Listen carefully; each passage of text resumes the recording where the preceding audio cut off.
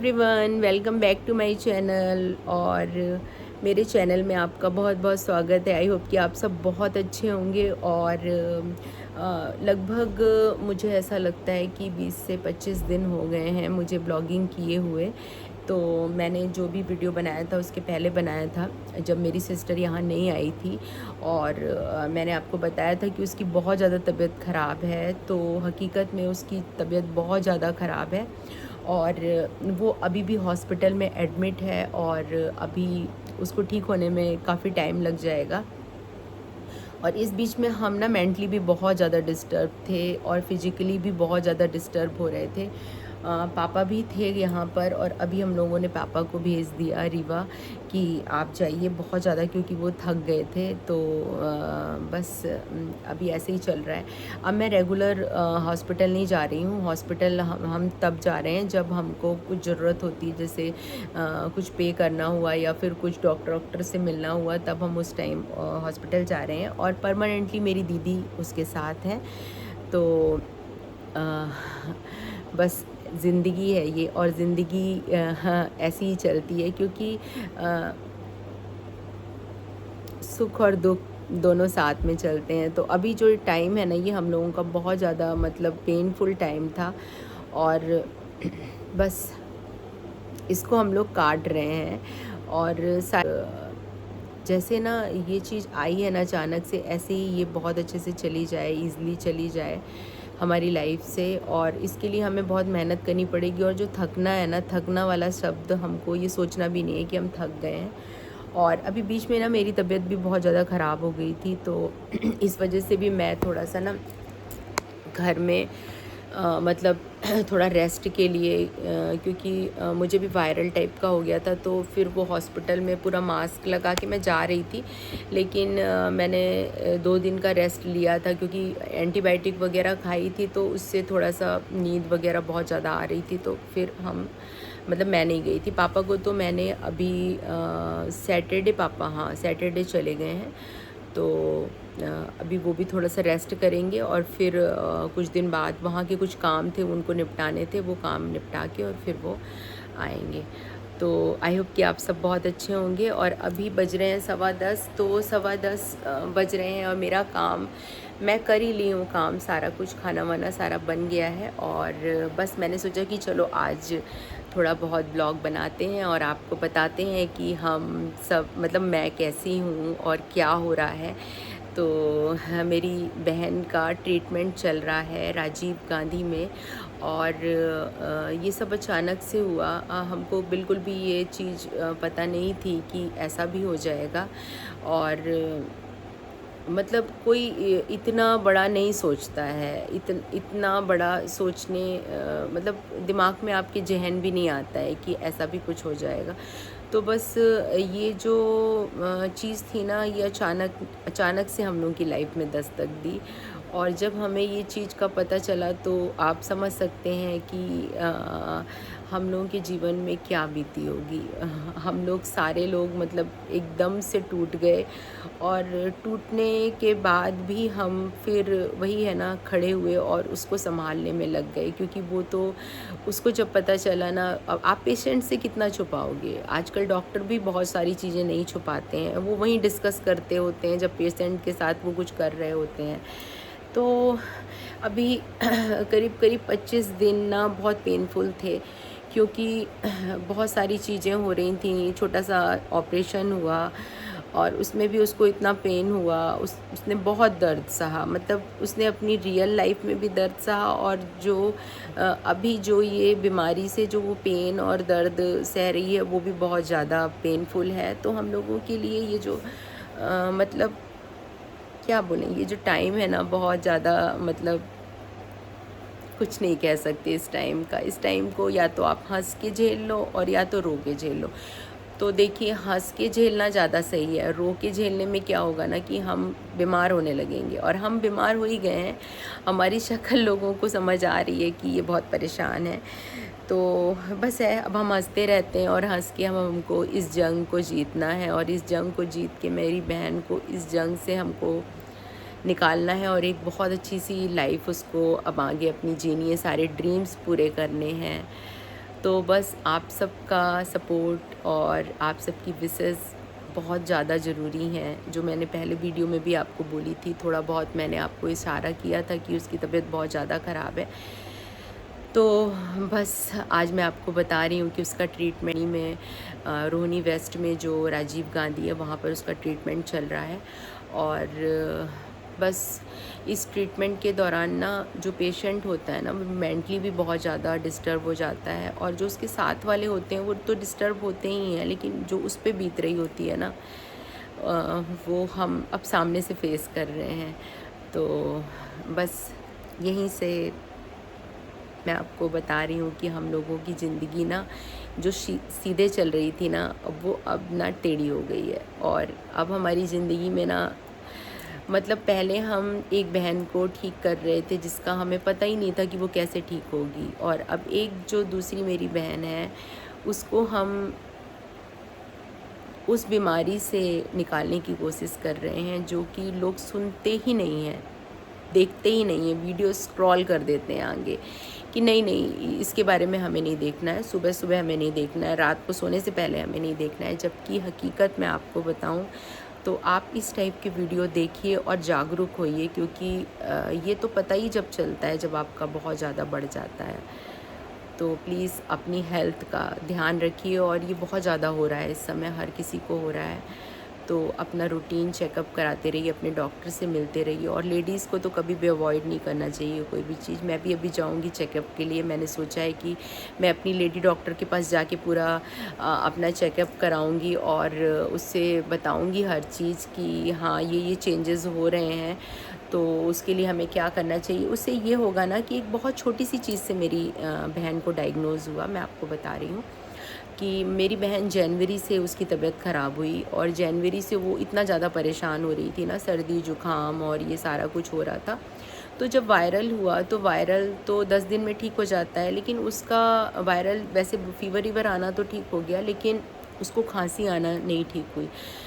तो खांसी उसको कंटिन्यूअस आती गई। चलो 1 महीने आ रही है, धीरे धीरे आ रही है। जब वो कुछ हेल्दी चीज़ें खा लेती थी, जैसे जूस पी लेती थी या फिर कुछ भी खा लेती थी, मीठा खा लेती थी, तो उसको खांसी पूरी रात आती थी। तो वो बहुत ज़्यादा परेशान तो हो ही रही थी।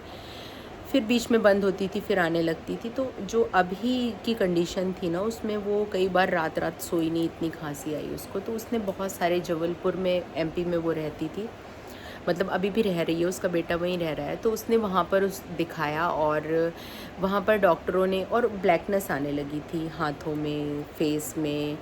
तो उसने सोचा कि शायद मैं इतनी टेंशन करती हूँ तो मुझे पिगमेंटेशन हो रही है। तो उसका वो कर रही थी ट्रीटमेंट, लेकिन उसका ट्रीटमेंट भी कुछ काम नहीं कर रहा था। और हाथों में भी मैंने उसको मार्च में बोला था कि ऐसा क्यों हो रहा है तुम देखो, तो उसने बोला मुझे ध्यान नहीं देना इन सब चीज़ों की तरफ, क्योंकि वो अपने हस्बैंड से सेपरेट हो गई थी। तो बहुत सारी दिक्कतें उसके जीवन में थी, शायद उसी का ये एक नतीजा है, शायद, या ये होना ही था, नहीं पता, हमें कुछ भी नहीं पता आज की डेट में क्या हो रहा है, क्या होना था और क्यों हुआ। तो बहुत सारी चीज़ों को वो इग्नोर करती गई, और अगर उससे पूछा जाए तो वो यही कहेगी कि मैंने इग्नोर कुछ भी नहीं किया। उसने बहुत सारे डॉक्टरों को दिखाया, लेकिन डॉक्टरों ने कहा कि ये आपको मेडिसिन्स की एलर्जी हुई है, और जो आपने दवाइयाँ एंटीबायोटिक खाई हैं उससे आपको ये ब्लैकनेस हो रही है और एलर्जी हो गई, ये ठीक हो जाएगी। और जहाँ तक आपको खांसी है तो वो आपको अस्थमैटिक हो गए हो आप, तो आपको इनहेलर और ये सब कुछ मेडिसिन्स उन्होंने दी बहुत सारी। वो खाती गई, अभी ये हालत हो गई थी। 8 अगस्त को मैंने उसको बोला कि तुम आ जाओ, तो उसने रिजर्वेशन करवाया। फिर मेरे पापा ने बोला नहीं, जो पहले डॉक्टर को दिखाया है उसको हम दोबारा दिखाएंगे, तो तुम अभी दिल्ली मत जाओ। तो क्योंकि सब ने सोचा था नॉर्मल ही है, तो वो जबलपुर से रीवा गई। रीवा 300 किलोमीटर है। वो सफ़र उसको इतना पेनफुल था, बहुत थक गई वो जाते ही साथ। उसको इतना हाई बीपी हो गया, नीचे का 110 और ऊपर का 180 ऐसे करीब हो गया। तो पहली बार उसको बीपी हुआ इतना ज़्यादा, और फीवर उसको 103 और 104। फिर हम लोग डॉक्टर के पास गए, और डॉक्टर ने बहुत लाइटली बोला कि कुछ नहीं है, आपको ये दवाई खानी पड़ेगी और कुछ भी नहीं है। और डॉक्टर बिना इग्नोर करके चला गया। उसने बोला भी कि मेरे राइट साइड दर्द होता है पेट में जब मैं खांसती हूँ, और ऐसा क्यों होता है डॉक्टर, आप मुझे देखो तो, आप कोई भी टेस्ट करा लो। उसने बहुत सारी चीज़ों को इशारा किया, लेकिन डॉक्टर ने ध्यान नहीं दिया। उसके बाद हम लोग अपने एक फैमिली डॉक्टर के पास गए, मेरे पापा लेके गए, जो मेरे बहुत पुराने डॉक्टर थे और बचपन में मेरे को बहुत ज़्यादा उन्होंने ठीक किया हर चीज़ से। तो हम उनके पास गए और उनको इसने बोला कि अंकल जी, मेरे ना बहुत ज़्यादा राइट साइड में दर्द होता है जब मैं खांसती हूँ, मुझे सहन नहीं होता है, और ये दिक्कत है, मुझे वीकनेस होती है बहुत ज़्यादा, अब इस समय हो रही है। तो उन्होंने कहा, बेटा कोई बात नहीं, तुम थोड़ा सा अदरक और ये सब भी शहद वगैरह लो, इससे तुम्हें खांसी में आराम मिलेगा, और बेटा एक छोटी सी सोनोग्राफी करवा लो, तो उससे पता चल जाएगा कि तुम्हारे क्यों पेट में दर्द होता है। तो इसने जो सोनोग्राफी करवाई और उसकी जो दूसरे दिन रिपोर्ट आई, एक छोटी सी चीज़ से डायग्नोज़ हुआ कि इसकी सारी प्रॉब्लम पेट से है। मेरे पापा ना ऐसे सर में हाथ रख लिए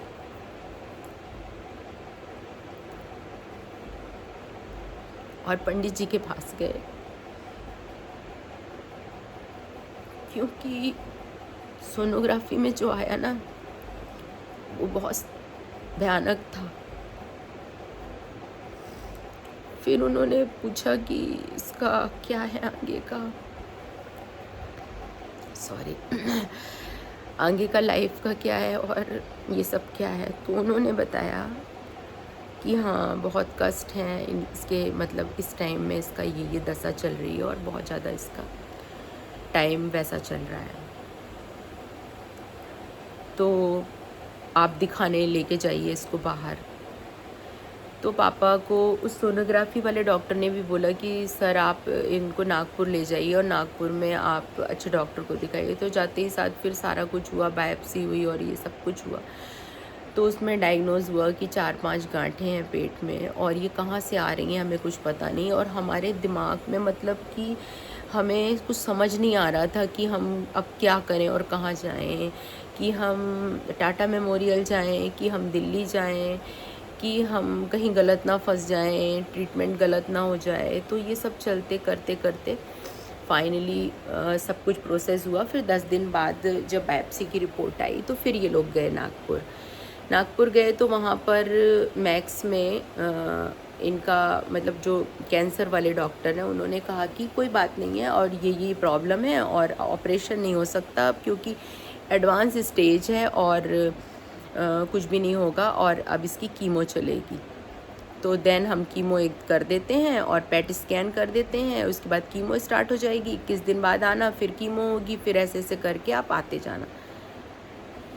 मैंने बोला कि कोई ज़रूरत नहीं है वहाँ कीमो कराने की, और आप लोग सीधे आइए यहाँ पर दिल्ली आइए, और मुझे नहीं कुछ ठीक लग रहा है। ऐसे तो नहीं होता है कि सीधे कीमो स्टार्ट हो जाए और ये जबकि मुझे कुछ भी नहीं पता था इसके बारे में।